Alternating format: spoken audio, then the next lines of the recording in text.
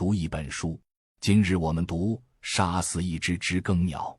故事发生在上世纪30年代，美国南方阿拉巴马州的一个叫梅科姆的小镇上。那时，大萧条的阴影笼罩着整个国家，梅科姆镇也不例外。人们日子过得紧巴巴的，小镇生活沉闷缓慢，仿佛炎热夏天里永远也散不去的热浪，一切都显得死气沉沉。贫穷和倦怠是这里最常见的景象。在这个地方，家族姓氏代表着你的出身，流言蜚语是日常的消遣，而人与人之间有着一套看不见却无比严格的规则。我们的叙述者是一个名叫琼·路易斯·芬奇的小女孩，不过大家都叫她斯库特。当她开始讲述这个故事时，她还只是一个6岁左右的女孩，聪明好斗，充满好奇心，习惯于用直接的眼光来看待这个世界，常常让大人们感到尴尬却又无可奈何。她和她的哥哥杰姆还有暑假才会来梅科姆镇探望亲戚的男孩迪尔是形影不离的玩伴。杰姆比斯库特大4岁，正处在男孩向少年转变的时期，他开始有了更强烈的主见，试图在妹妹面前扮演一个保护者和引导者的角色。但在这个故事开始的那个夏天，他们的注意力完全被一件事所吸引，他们对一个邻居的恐惧与好奇。那个邻居名叫阿瑟·拉德利，但孩子们私下里都叫他怪人拉德利。拉德利家的房子在斯库特家那条街的尽头，那是一幢阴森沉闷的建筑，低矮的白墙早已变得肮脏灰暗，护墙板形状歪斜，院子里古老的橡树枝繁叶茂，几乎从不透光，所有的百叶窗和门几乎永远紧闭着，这在小镇上是很不寻常的。关于这幢房子和里面住着的拉德利一家，镇上流传着各种可怕的传说。据说很多年前，年轻的阿瑟·拉德利曾和一群不良少年混在一起，他们惹是生非，甚至被指控扰乱治安，行为不检。当其他少年被送去州里的工业学校接受教育时，拉德利先生却把阿瑟带回了家。从此之后，阿瑟就再也没在公共场合露过面。镇上的人传言，他被老拉德利先生用锁链拴在了床上，有人说他只在夜里才出来活动，还有人说他曾用剪刀刺伤过自己的父亲。这些传言真假难辨，但足以让每个孩子都对那幢房子望而生畏，宁愿绕道走，也不愿从拉德利家门前经过。对斯库特、杰姆和迪尔来说，怪人拉德利成了一个充满恐怖魅力的存在，他们既害怕他，又忍不住想去窥探他。整个夏天，他们的游戏都围绕着如何引诱阿瑟·拉德利走出房子展开。他们设计各种方案，比如用鱼竿把纸条送进他家的窗户，或者半夜溜进他家的院子去偷看。这些冒险行动常常以失败告终，有时还会招来杰姆和斯库特父亲的干预。他们的父亲名叫阿蒂克斯·芬奇，是梅科姆镇的一位律师。阿蒂克斯与镇上许多父亲都不一样，他已经老了，斯库特说他快50岁了，而其他小朋友的父亲都年轻力壮。他不喜欢玩橄榄球，也不喜欢打猎，他更愿意待在家里看书。他戴着眼镜，左眼几乎失明。他说那是他年轻时留下的家族遗传。在孩子们眼里，阿蒂克斯似乎没什么了不起的本事，直到后来杰姆和斯库特才发现，他们的父亲是梅科姆镇最好的骑手，也是弹无虚发的神枪手。但他从不炫耀这一点，因为他认为拥有不公平的优势是错误的。阿蒂克斯是一位寡言少语、性情温和的父亲，但他对孩子们的教育却有着不可动摇的原则。当斯库特因为在学校遇到的麻烦而不想再去上学时，阿蒂克斯告诉他一个重要的道理：你永远不可能真正了解一个人，除非你站在他的角度考虑问题，除非你钻进他的皮肤里，像他一样走来走去。这句话后来成为理解整个故事的关键。阿蒂克斯试图用这种方式教导斯库特学会同理心，不要轻易评判他人。这也体现在他对拉德利一家的态度上。当孩子们对怪人拉德利表现出过分的兴趣时，阿蒂克斯并没有简单的禁止或恐吓他们，而是温和的劝阻，要求他们尊重拉德利一家保持隐私的权利，停止那些骚扰性的游戏。他说，拉德利先生有权做他自己的决定，如果他想待在家里，那是他的权利。除了阿蒂克斯，另一位对孩子们产生重要影响的成年人是他们的邻居莫迪小姐。莫迪小姐是一位开朗、善良的寡妇，她热爱土地和室内的一切。她的花园是街坊里最漂亮的。她也是镇上为数不多不参与背后议论的人之一。她从不把斯库特当成一个不懂事的小女孩，而是愿意平等地和他交谈，回答他的各种问题。当斯库特对怪人拉德利感到困惑时，莫迪小姐告诉他，阿瑟·拉德利年轻时是个彬彬有礼的绅士。他暗示那些关于他的恐怖传说大多是无稽之谈。尽管阿蒂克斯和莫迪小姐试图引导孩子们，但那个夏天，怪人拉德利的谜团仍然强烈地吸引着他们。这种吸引力在孩子们发现拉德利家树洞里的秘密时达到了顶峰。起初，杰姆在拉德利家院子边的橡树树洞里发现了一些用银纸包裹的口香糖，接着他们又在那里发现了一个用香皂精心雕刻的男孩和女孩小象，栩栩如生，看起来很像杰姆和斯库特。后来他们又发现了一枚旧怀表和一些别的零碎小东西，这些礼物仿佛来自一个神秘的馈赠者。孩子们猜测这可能是怪人拉德利试图与他们交流的方式。这些发现让他们既兴奋又不安，开始重新思考他们对那个怪物的看法。然而，这种刚刚萌芽的好奇心很快被一件意外事件打断。在某个夏末的夜晚，杰姆、斯库特和迪尔决定执行他们最大胆的计划，深夜潜入拉德利家的后院，从百叶窗缝隙中偷看怪人拉德利。这个冒险行动以灾难告终。当他们悄悄穿过院子时，一个黑影突然出现。杰姆的裤子被铁丝网挂住，他不得不脱掉裤子逃跑。当他们惊魂未定地跑回家时，身后传来一声枪响。拉德利先生显然发现了入侵者，对天鸣枪示警。这件事让阿蒂克斯非常生气，他要求孩子们彻底停止对拉德利家的骚扰。然而，那天晚上还发生了另一件奇怪的事情。当杰姆鼓起勇气返回拉德利家围墙，想要取回他的裤子时，他发现裤子已经被仔细地叠好，挂在铁丝网上，破损的地方也被粗糙地缝好了。这个神秘的善意举动让杰姆陷入了长时间的沉默和思考。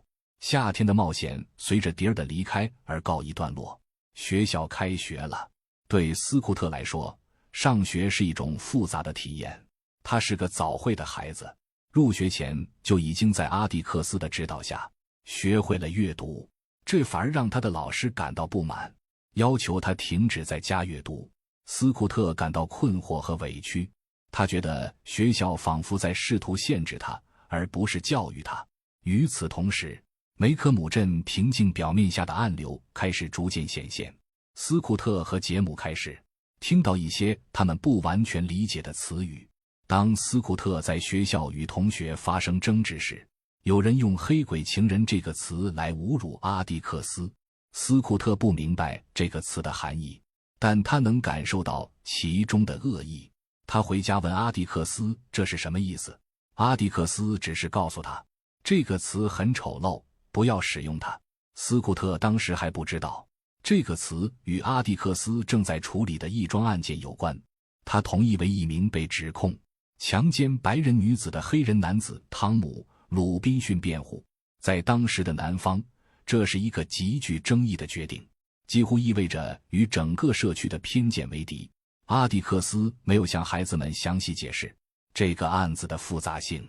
但他用自己的行动向他们展示了什么是勇气和原则。他说，勇气不是一个人手里拿着枪，而是当你明知会失败，还是义无反顾地去做，并且不管发生什么，都坚持到底。这句话不仅预示着他将要面对的挑战，也为孩子们理解他们周围的世界提供了一个新的框架。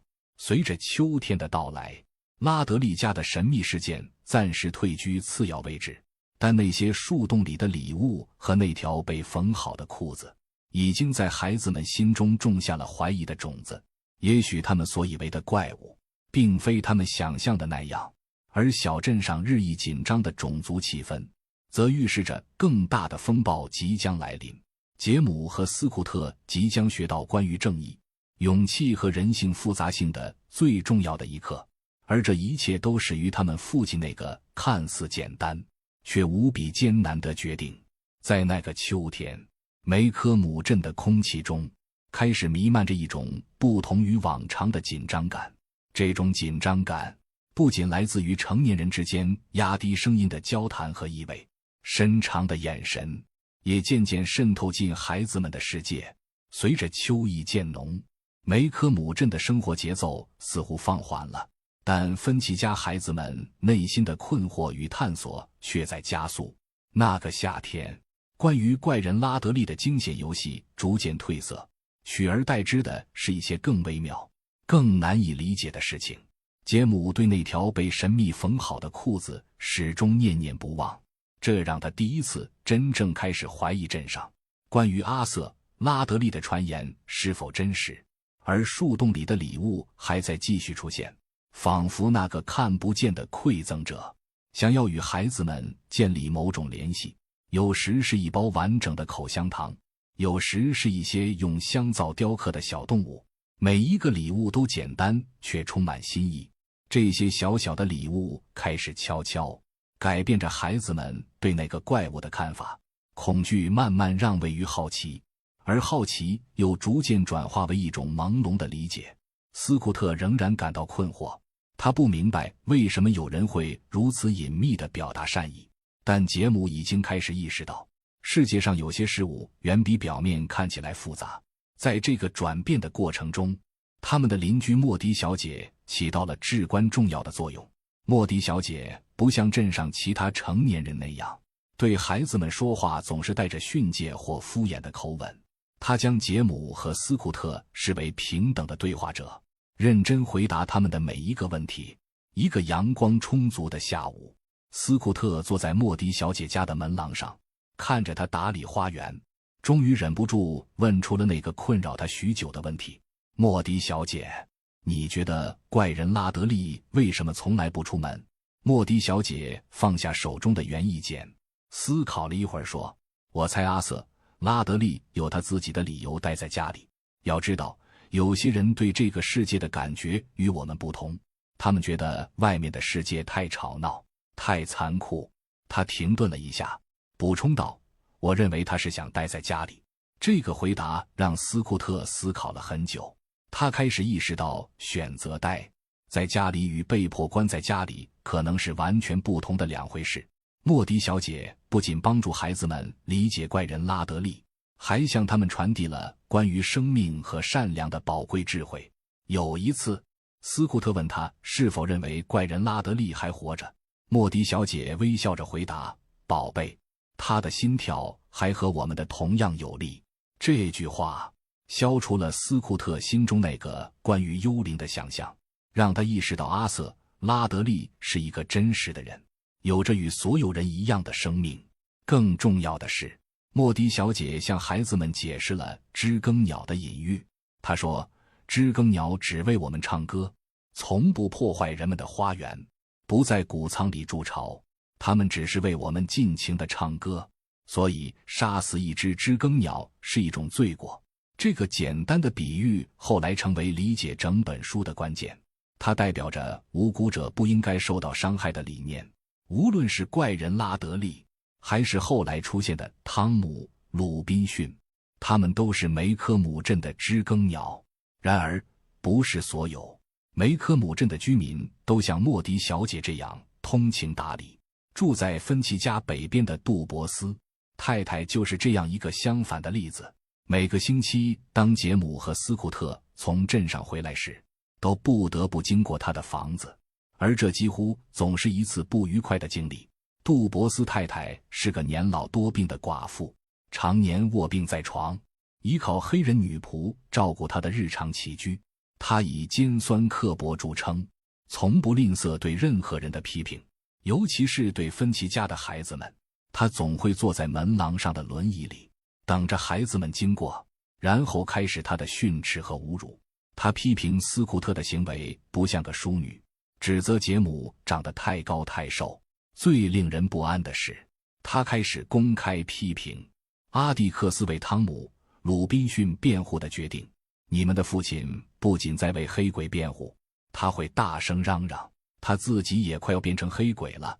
这些话让杰姆感到愤怒，但他记得阿蒂克斯的教导，尽量保持冷静，只是拉着斯库特加快脚步离开。这种情况持续了几周，直到有一天，杜博斯太太的言论变得特别恶毒。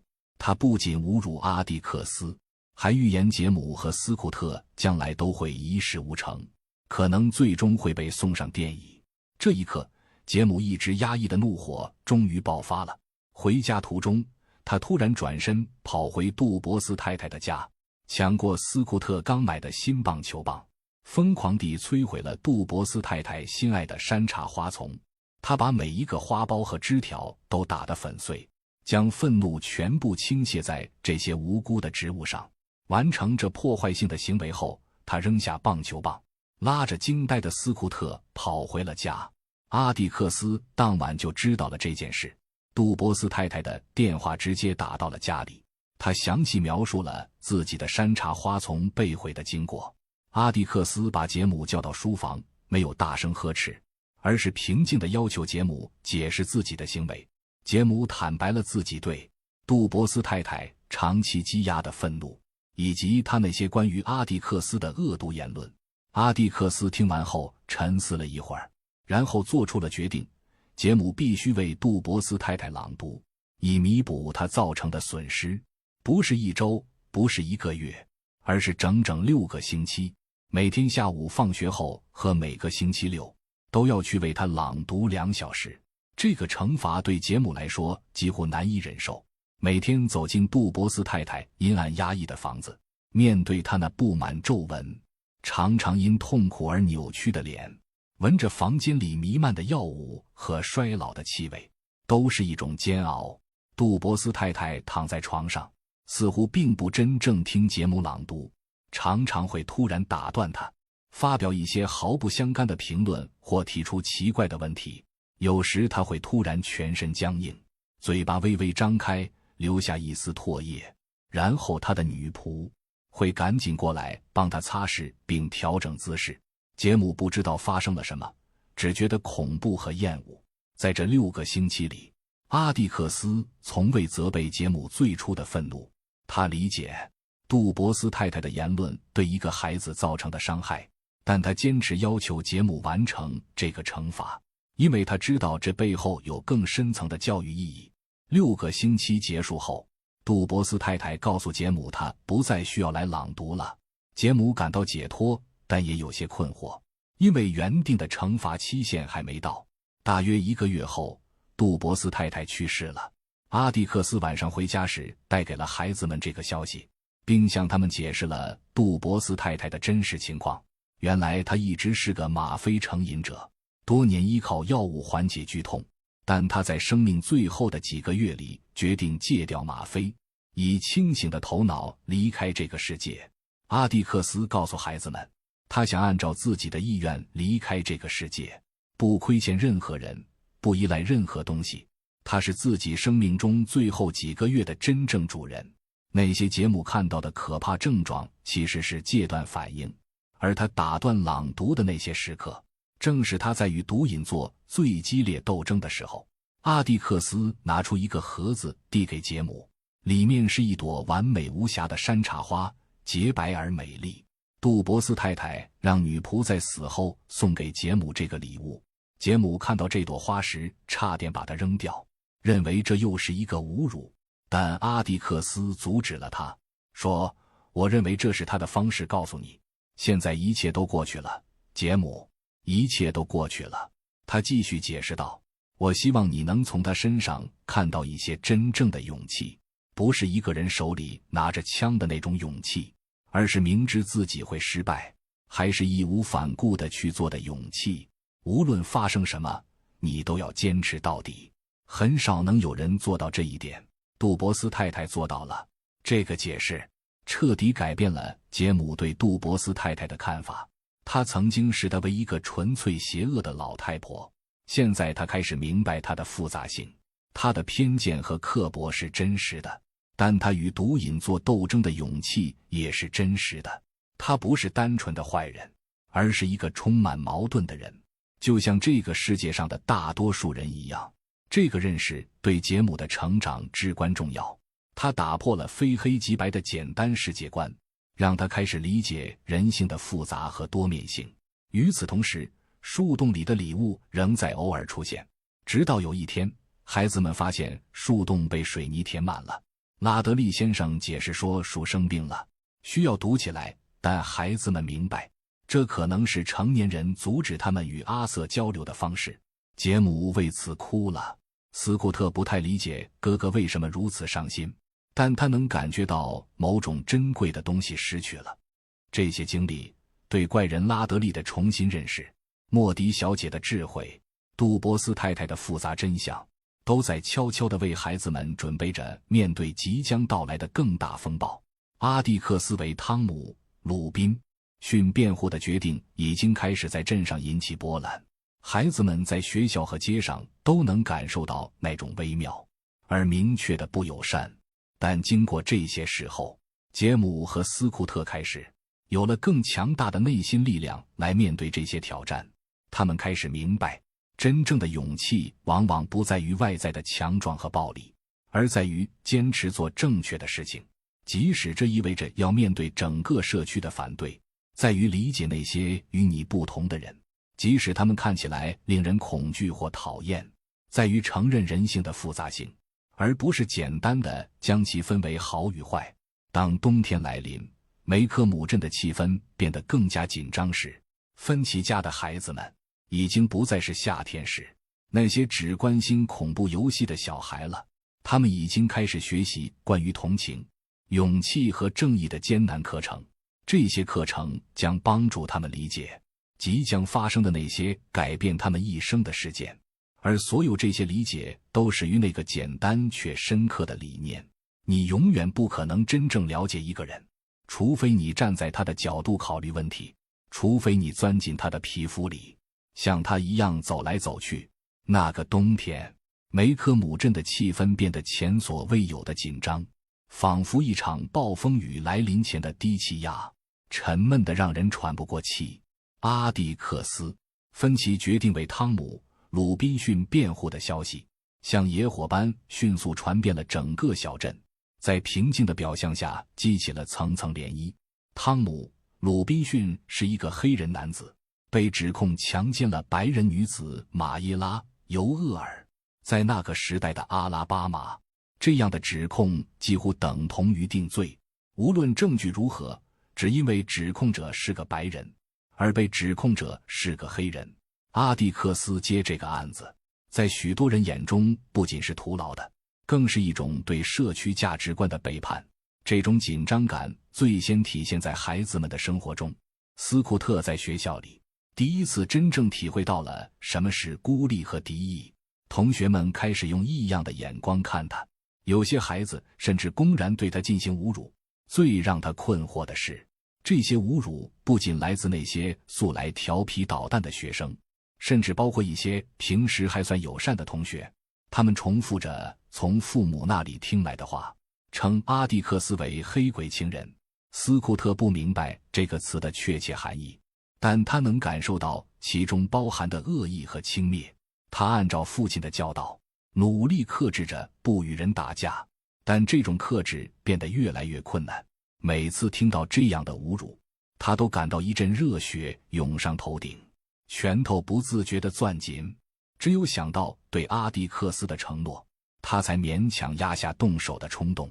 杰姆的处境更为复杂，作为一个正在步入青春期的少年，他更能理解这件事背后的社会含义，也因此承受着更大的压力。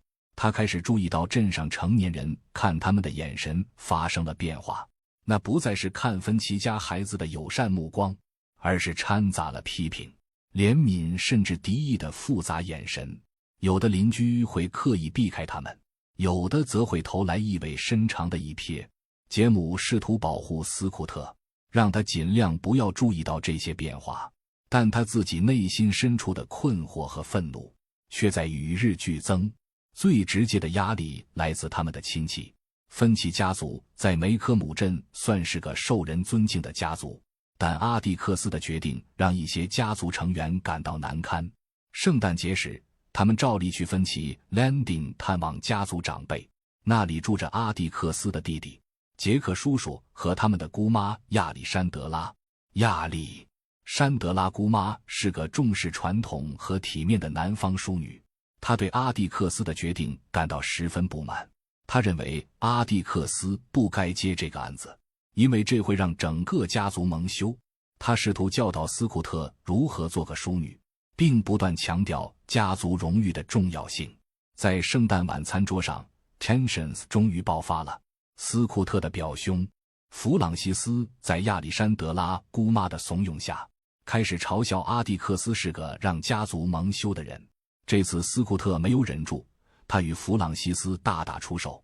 事后，杰克叔叔惩罚了斯库特，但当他了解事情真相后，感到十分愧疚。那天晚上，斯库特听到杰克叔叔与阿蒂克斯在书房里的谈话。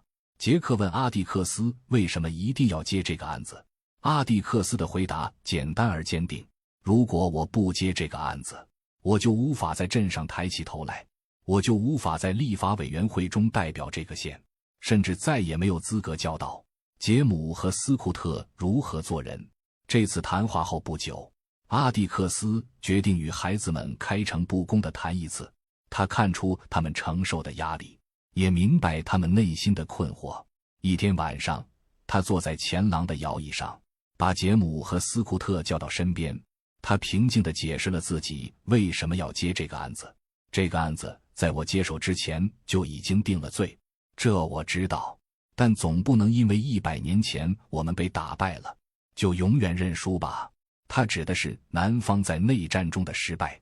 他继续说道，每一个律师一生中都会遇到一个影响，他个人的案子。我猜这个就是我的案子。你们可能会听到一些关于他的难听话，但请你们帮我一个忙，抬起头，放下拳头。不管别人对你们说什么，都不要打架，用你们的头脑来抗争。这是一个很好的机会，让我来告诉你们什么是真正的勇气，而不是认为勇气就是一个人手里拿着枪。真正的勇气是在你开始之前就知道自己会输，但还是义无反顾地去做，并且不管发生什么都坚持到底。这番话深深烙印在杰姆的心中，他开始以不同的眼光看待父亲，那个曾经在他看来过于年老、不爱运动的父亲，此刻在他眼中变得无比高大。他注意到阿蒂克斯在镇上行走时，总是昂首挺胸，不卑不亢地回应每个人的问候，即使对方的态度明显冷淡。阿蒂克斯用自己的行动向孩子们展示了什么是坚持原则的勇气。然而，真正的考验还在后头。随着审判日的临近，镇上的气氛越来越紧张。一天晚上，阿蒂克斯接到一个电话后，神情严肃地拿起公文包和一个 extension cord， 说要出门一趟。他带了一盏灯，但没带枪。杰姆感到不安，斯库特和迪尔偷偷跟在后面，发现阿蒂克斯去了县监狱。他坐在监狱门前的一把椅子上，在灯下看书。他是在守夜，防止有人对汤姆·鲁滨逊动用私刑。孩子们躲在树丛中观察。果然，几辆汽车驶来，一群面色阴沉的男人从车上下来，围住了阿蒂克斯。他们要求阿蒂克斯让开，语气中充满威胁。阿蒂克斯平静而坚定地拒绝了。杰姆的心提到了嗓子眼，他看到父亲独自面对这群愤怒的男人，手中没有任何武器，只有他的尊严和勇气。就在紧张局势一触即发之际，杰姆做出了一个决定，他挣脱斯库特和迪尔的阻拦，冲向那群人。斯库特和迪尔也不得不跟着跑了出来。这一刻出现了奇妙的转变，斯库特在人群中认出了坎宁安先生，沃尔特·坎宁安的父亲，那个曾用农作物来支付法律费用的农民。他天真地走上前去，开始与他交谈，问他关于 entailment 的问题，还请他向沃尔特转达他的问候。这番天真无邪的对话打破了紧张的气氛，让坎宁安先生想起了自己作为父亲和邻居的身份，而不是暴徒中的一员。他感到羞愧，最终劝说其他人离开了。危机解除后，阿蒂克斯既感到欣慰又后怕。他看着孩子们，眼中充满了复杂的情绪。回家路上，他一只手抱着睡着的斯库特，另一只手搂着杰姆的肩膀。那天晚上，杰姆第一次没有在意自己已经长大了，不应该被这样搂着走路。他感受到父亲手臂的力量和温暖，也感受到了坚持正义的代价和重量。这件事成为了杰姆成长道路上的一个重要转折点。他不仅亲眼见证了暴力的威胁，也看到了非暴力勇气的力量。他不仅看到了人群的盲目，也看到了个人良知觉醒的可能。他开始更加深刻地理解父亲所说的站在他人角度考虑问题的含义。即使是坎宁安先生那样参与 lynching 的人，也有其复杂的人性和可被唤醒的良知。第二天，孩子们收到了来自莫迪小姐的感谢。阿蒂克斯告诉他昨晚发生的事情后，他对杰姆说，昨天晚上我想要感谢你的还有一件事，你帮助了昨晚那群人中的一员，让他做了正确的事情。一帮人通常由一个人开始，昨晚就是一个人，坎宁安先生开始的，但整个群体都跟随了他，所以需要一个人来让他们停下来。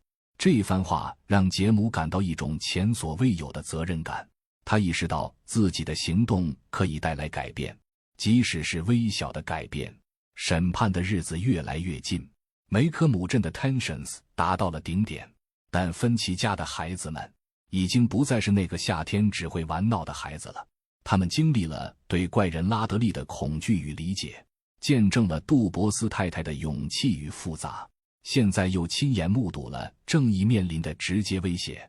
这些经历让他们变得更加成熟，也让他们更加坚定地站在父亲一边，即使这意味着要面对整个小镇的不解和敌意。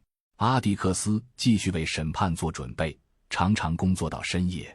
有时杰姆会悄悄下楼，看到父亲书房里的灯光一直亮到天明。他知道父亲正在为一场几乎不可能赢的战斗做准备，但他也记得父亲的话，真正的勇气就是明知会输还是义无反顾。这种理解让杰姆产生了一种深沉的责任感，他觉得自己需要保护父亲，需要帮助斯库特理解正在发生的一切，需要在这个充满敌意的世界里守护一丝正义的光芒。审判前一天晚上，阿迪克斯把孩子们叫到身边，他告诉他们明天不要去法庭，那里不适合孩子。但杰姆和斯库特都知道，他们不可能错过这个重要的时刻。他们感觉到，这场审判不仅将决定一个无辜者的命运，也将考验整个梅科姆镇的灵魂，包括他们自己的。而他们已经开始明白，有些战斗必须进行，即使获胜的希望渺茫；有些立场必须坚守，即使要付出沉重的代价。在这个充满偏见和不公的世界里，阿迪克斯·芬奇选择站在正义一边，而他的孩子们也开始学会做出同样的选择。法庭里挤得水泄不通，连走廊和窗户外都站满了人。梅科姆镇很少有这样的盛况，仿佛全镇的人都聚集到了这里，想要亲眼目睹这场非同寻常的审判。杰姆、斯库特和迪尔躲在黑人席位的区域，透过人群的缝隙注视着法庭中央，空气闷热而凝重，混合着汗水和焦虑的气息。泰勒法官敲下法锤，审判正式开始。控方首先传唤了警长泰特先生作证。泰特先生描述了事发当天他被叫到尤厄尔家的情况。马耶拉·尤厄尔躺在床上哭泣，脸上有淤伤，说他被汤姆·鲁滨逊强奸了。当阿蒂克斯开始交叉质询时，气氛变得更加紧张。阿蒂克斯平静地问泰特先生是否请了医生来检查马耶拉。泰特承认没有，说看起来没必要。阿蒂克斯接着问马耶拉伤在脸的哪一侧，泰特肯定地说是右脸。这个细节看似微不足道，却将在后续的质询中变得至关重要。下一个出庭作证的是鲍勃·尤厄尔，马耶拉的父亲。他是个面目可憎的人，浑身散发着廉价威士忌和肮脏的气息。他作证说自己那天听到女儿的尖叫，冲进院子时看到一个黑人正在侵犯他。他声称自己追赶那个黑人，但没追上。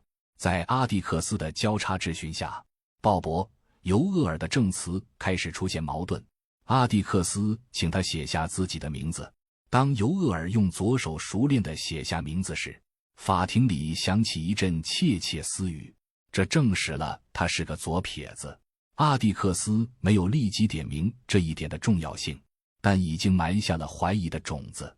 尤厄尔在质询中显得越来越暴躁和防御性强，他的粗鄙和偏见暴露无遗。当阿蒂克斯暗示他可能对女儿的伤父有责任时，尤厄尔暴跳如雷，几乎失去控制。然后马耶拉·尤厄尔走上了证人席。他19岁，但看起来比实际年龄老成，穿着过分修饰的裙子，试图显得体面，却掩饰不住贫穷和教育匮乏的痕迹。他的证词充满了情绪化的控诉，声称汤姆·鲁滨逊趁他让他进屋帮忙时袭击了他。但在阿蒂克斯温和而坚定的质询下，他的故事开始瓦解。阿蒂克斯请他详细描述事发经过，他的话语变得支支吾吾，前后矛盾。最关键的时刻到来时，阿蒂克斯请汤姆·鲁滨逊站起来。当汤姆抬起他残疾的左臂，那只比右臂短一截、完全无力的手臂时，法庭里响起一片倒吸冷气的声音。阿蒂克斯平静地问马耶拉：“是他用右手掐住你的脖子，用左手打你的脸，是吗？”马耶拉坚持说是的，但汤姆·鲁滨逊根本不可能用那只无力的左手造成他右脸的伤痕，除非打他的是个左撇子。这个致命的矛盾让马耶拉的证词彻底崩溃。在阿蒂克斯进一步的质询下，真相逐渐浮出水面。马耶拉·尤厄尔是一个极度孤独的白人女孩，生活在贫困和被社会排斥的边缘。她主动引诱了汤姆·鲁滨逊，让他进屋帮忙，然后试图亲吻他。汤姆出于礼貌和恐惧拒绝了他，而这一幕恰好被鲍勃·尤厄尔撞见。为了掩盖自己的羞耻和维护白人的尊严，尤厄尔父女编造了这个强奸的故事。马耶拉脸上的伤实际上是鲍勃·尤厄尔用左手殴打所致，因为他发现女儿试图与一个黑人发生关系，感到愤怒和羞辱。最后，汤姆·鲁滨逊走上了证人席。他是个礼貌、温和的人，说话时带着黑人社群特有的谨慎和尊重。他证实了阿蒂克斯所揭示的真相，马耶拉确实主动引诱他，而他因为知道这种关系的危险性而拒绝了。当他匆忙离开时，被鲍勃·尤厄尔发现并威胁。汤姆的证词诚实而可信，与尤厄尔父女的矛盾百出，形成鲜明对比。然而，当检察官吉尔莫先生质询他时，语气中充满了种族主义的暗示和侮辱。吉尔莫不断强调汤姆的身体力量，暗示他作为黑人对白人女性构成的威胁，完全无视证据和逻辑。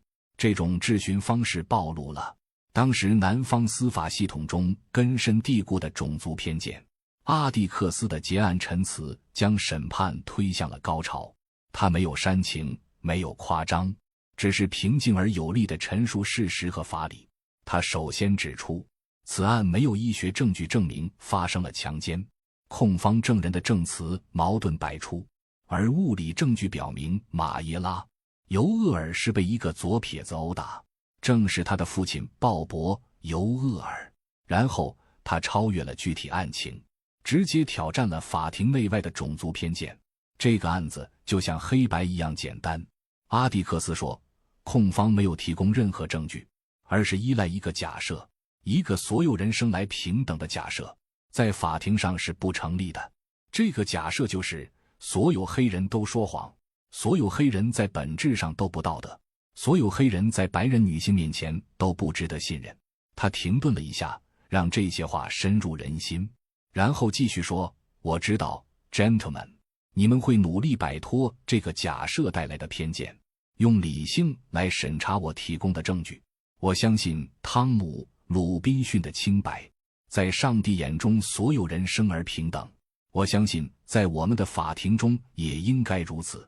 阿蒂克斯最后向陪审团发出恳求，在我们的法庭上所有人生而平等。我不是理想主义者，不会天真地认为我们法庭的平等是件确凿无疑的事。事实上我知道不是，但在这个国家有一个地方是平等的，那就是法庭。应该是这样的，法庭应该是保证任何人得到公平对待的地方。所以 gentlemen， 本着上帝的名义，履行你们的职责吧，本着上帝的名义，相信汤姆·鲁滨逊吧。这番结案陈词震撼了整个法庭，即使是那些抱有最深偏见的人，也不得不被阿蒂克斯的理性和勇气所打动。陪审团退庭商议，法庭暂时休庭，等待判决的时间仿佛无比漫长。杰姆充满信心，他相信证据如此明显，陪审团一定会做出无罪判决。他甚至开始计划汤姆被释放后要做些什么。斯库特虽然不完全理解所有细节，但也能感受到正义的天平正在倾斜。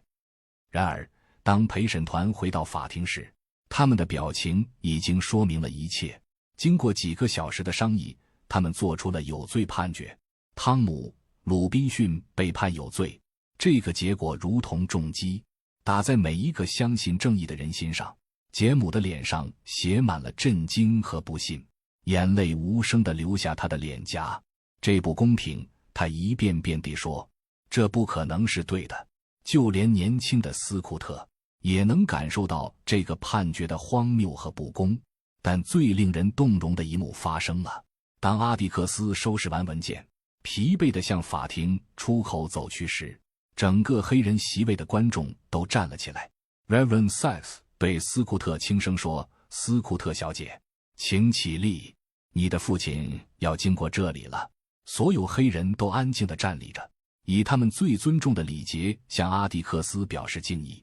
他们知道，尽管输掉了官司，但阿蒂克斯为他们争取了尊严，为真理发出了声音。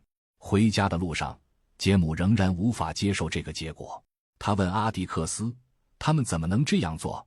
他们明明知道他是无辜的。阿蒂克斯疲惫地回答，我不知道，但他们确实这样做了。他们以前做过，今天又做了，以后还会再做。看起来只有孩子才会为此哭泣。这话语中充满了无奈和悲伤，但也有一丝希望，至少下一代人还能为不公正而哭泣。那天晚上，阿蒂克斯收到了许多来自黑人社群的感谢礼物，各种食物和鲜花堆满了厨房，这是他们表达感激的方式。尽管他们无力改变判决结果，阿蒂克斯深受感动，但他也知道这场战斗还没有结束。他计划为汤姆提出上诉，相信在更高层的法院可能会得到更公正的判决。然而，这个判决的影响远未结束。鲍勃·尤厄尔虽然赢了官司，却在法庭上蒙羞，被阿蒂克斯揭露了真相。在审判结束后的第二天，他在邮局门口拦住阿蒂克斯，朝他脸上吐唾沫。威胁说，不管你以为自己有多聪明，我总会抓到你的，就算要花我余生的时间，我也会抓到你的。阿蒂克斯只是平静地擦掉脸上的唾沫，回答说，他妈的，要是你不这么想就好了，我们会非常感激的。然后继续走自己的路。杰姆和斯库特目睹了这一幕，对尤厄尔的卑鄙感到愤怒，也对父亲的冷静感到敬佩。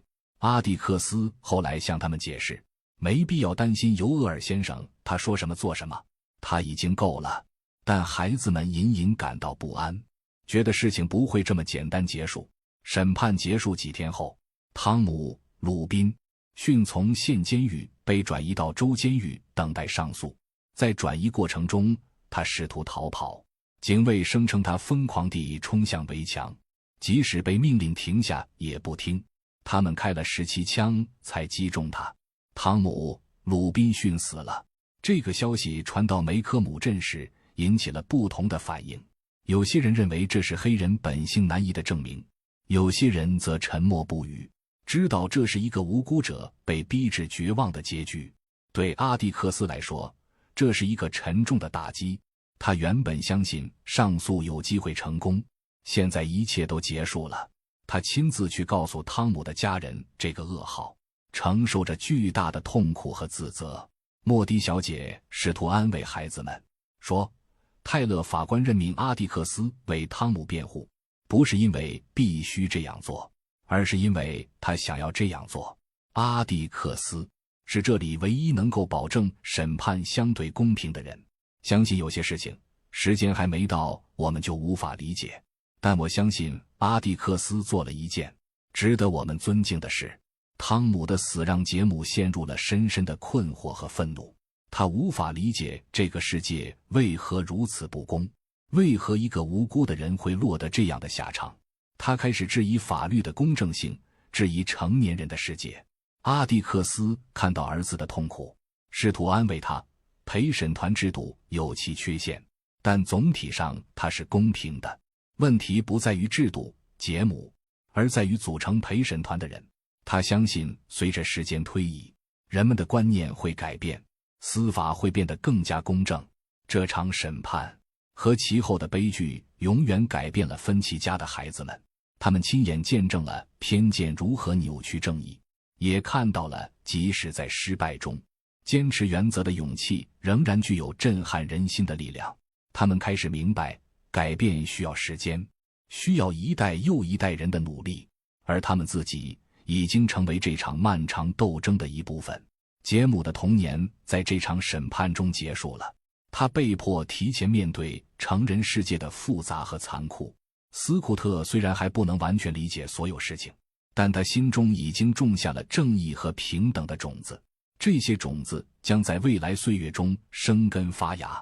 随着秋天的到来，梅科姆镇表面上恢复了往日的平静，但暗流仍在涌动。鲍勃·尤厄尔的威胁言犹在耳，而芬奇家的孩子们不知道，更大的考验正在前方等待着他们。他们学到了关于正义的第一课，有时即使证据确凿，真理明明，正义仍然不会获胜。但他们也从阿蒂克斯身上学到了更重要的一课，即使知道可能会输，仍然要坚持到底，因为这样做本身就是一种胜利，对个人良知和人类尊严的胜利。汤姆·鲁滨逊的死像一块沉重的石头投入梅科姆镇看似平静的水面，激起的涟漪缓慢而持久地扩散着。对大多数人来说，这件事很快变成了又一条可供议论的新闻，但对我们芬奇家来说，它带来的影响远未结束。那个秋天，空气中弥漫着一种难以言说的紧张感，仿佛一场尚未降临的暴风雨，压抑而令人不安。鲍勃·尤厄尔虽然赢得了官司，却在法庭上被阿蒂克斯揭穿了谎言，成为全镇的笑柄。他怀恨在心，将这份屈辱全部归咎于阿蒂克斯，认为是他破坏了自己仅存的一点尊严。尤厄尔的报复开始了，他先是跟踪海伦、鲁滨逊、汤姆的遗孀，在他每天上下班的路上骚扰他，朝他吐口水，说些不堪入耳的脏话。直到林克·迪斯先生出面制止，威胁要叫警长，尤厄尔才有所收敛。但他的恶意并未消散，只是转移了目标。我们开始注意到，有时在放学回家的路上，似乎有人在不远处跟踪我们。杰姆说那可能是尤厄尔，但我当时没有太在意，觉得他可能太过紧张了。与此同时，杰姆正在经历着他成长过程中最艰难的阶段。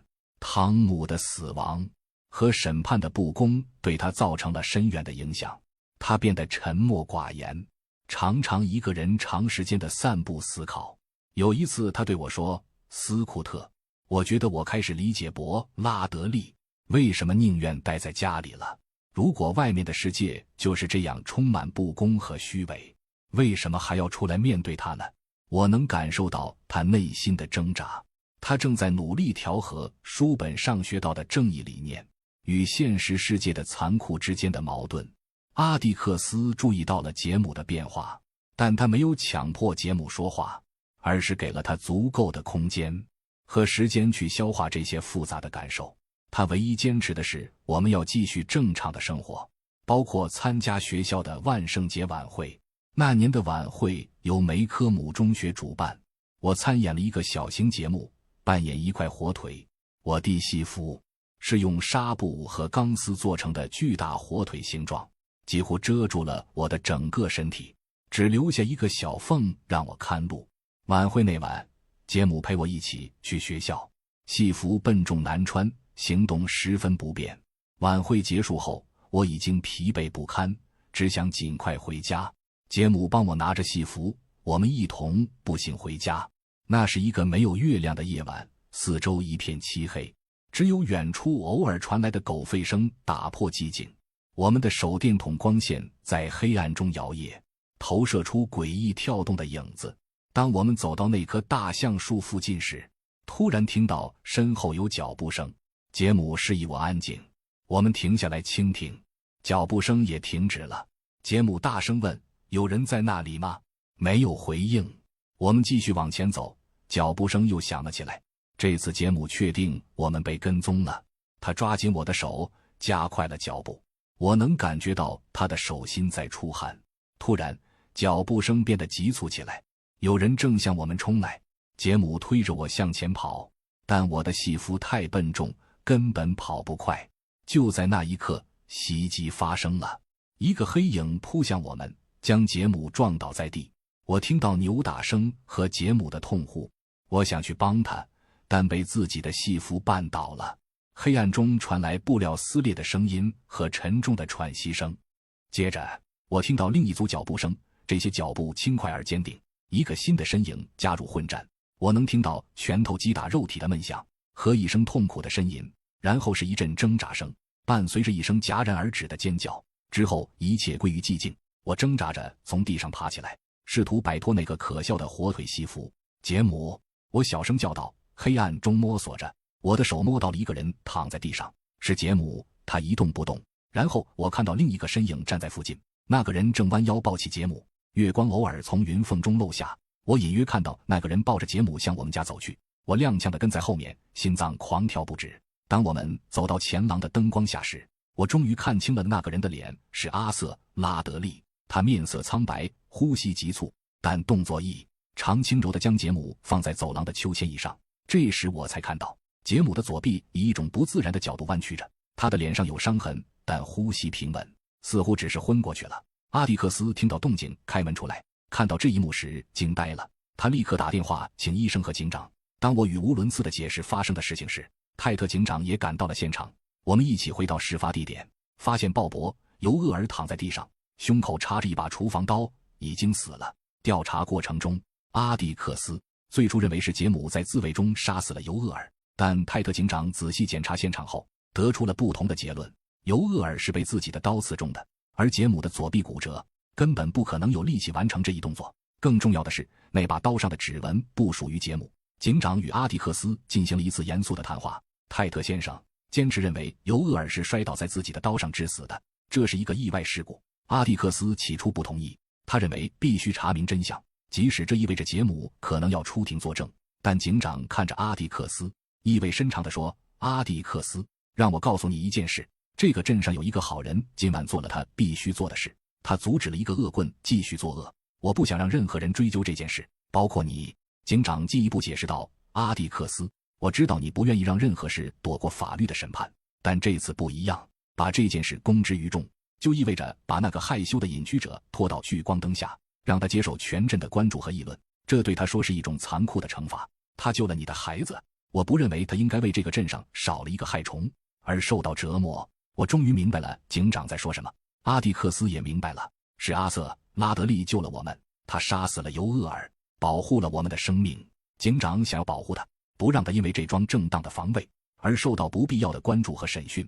阿蒂克斯沉默了很久，最后他走到阿瑟·拉德利面前，他一直安静地站在房间的角落里，几乎像是不存在一样。阿蒂克斯看着他，眼中充满感激和敬意，轻声说：“谢谢你救了我的孩子，阿瑟。”泰特警长转向我，蹲下来平视着我的眼睛：“斯库特，你能理解发生了什么吗？尤厄尔先生摔倒在自己的刀上，我需要你明白这一点。”我点点头，虽然不完全理解所有的含义，但我能感受到这其中包含的深意。有时候，真正的正义需要超越法律的条条框框。事后，我送阿瑟·拉德利回家，我们默默地走在熟悉的路上。我第一次不是怀着恐惧，而是带着一种亲切感走向那幢曾经令我害怕的房子。当我们到达他家的门廊时，阿瑟停顿了一下，然后无声地打开门，走了进去，轻轻关上了门。我永远也不会再见到他了。我站在那熟悉的前廊上，回望着我们家的方向。突然间，我理解了阿迪克斯多年前告诉我的那句话：你永远不可能真正了解一个人，除非你站在他的角度考虑问题，除非你钻进他的皮肤里，像他一样走来走去。这么多年来，我们从未真正了解阿瑟·拉德利，我们把他想象成一个怪物，而实际上他一直在默默地关注着我们，通过树洞送我们礼物，在那个寒冷的夜晚为杰姆缝好裤子，最后冒着生命危险拯救我们。他不是一个怪物，而是我们最羞涩、最善良的守护者。我慢慢走回家，阿蒂克斯正在杰姆的房间里守着他。医生已经来过了，说杰姆的胳膊会好起来，他只是受了惊吓和一些皮外伤，没有生命危险。我爬上床时，阿蒂克斯过来为我盖好被子，他坐在床边，温柔地看着我。斯库特，他轻声说，大多数人都是善良的，等你最终了解他们之后，就会发现。我点点头，随皮地嘟囔着，阿蒂克斯，当人们最终了解一个人之后，会发现大多数人都是善良的。那是他最后一次哄我入睡。许多年过去了，我时常回想起那个夜晚和之后的日子。杰姆的胳膊愈合了，但他的心理创伤花了更长时间才恢复。他再也没有提起过那晚的具体细节，但我知道那段经历永远改变了他。有时我会发现他静静地望着拉德利家的房子，眼中不再是恐惧或好奇，而是一种深沉的感激和理解。梅科姆镇逐渐恢复了往日的平静。尤厄尔的死被官方记录为意外事故，很少有人再提起这件事。拉德利家依然紧闭着门窗，阿瑟·拉德利继续他的隐居生活，但从此以后，镇上关于怪人拉德利的恐怖传说渐渐消失了，取而代之的是一种默默的尊重和理解。我逐渐长大，离开了梅科姆镇去上大学，但那个小镇和那里的人们永远留在我的记忆中。我明白了阿迪克斯试图教导我们的真正的勇气不是没有恐惧，而是明知恐惧依然坚持做正确的事。正义有时不会在法庭上获胜，但它活在每个选择站在正义一边的人心中。最重要的是，我们永远不应该根据传言或表象来评判一个人，因为每个人都有自己的故事，只有站在他们的角度，钻进他们的皮肤里，像他们一样行走，我们才可能真正理解他们。当我最终有了自己的孩子，我会给他们讲一个关于勇气、正义和同情心的故事。我会告诉他们，在这个世界上，有些人像知更鸟一样无辜，不应该受到伤害；有些人像阿蒂克斯一样坚持正义，即使面对整个世界的反对；有些人像阿瑟·拉德利一样羞涩而善良，用自己独特的方式守护着所爱之人。而所有这些理解都始于那个夏天，始于那座小镇，始于一个名叫阿蒂克斯·芬奇的人教导他的孩子们：你永远不可能真正了解一个人，除非你站在他的角度考虑问题。这句话不仅帮助我理解了怪人拉德利，也帮助我理解了整个世界。故事到这里就结束了，但他的回声永远留在每个听过他的人心中。正如阿迪克斯所说，大多数人都是善良的，只要你最终了解他们。这个世界或许不完美，正义或许时常迟到，但只要我们保持勇气，坚持正义，怀有同理心，我们就能让这个世界变得更好一点。就像梅科姆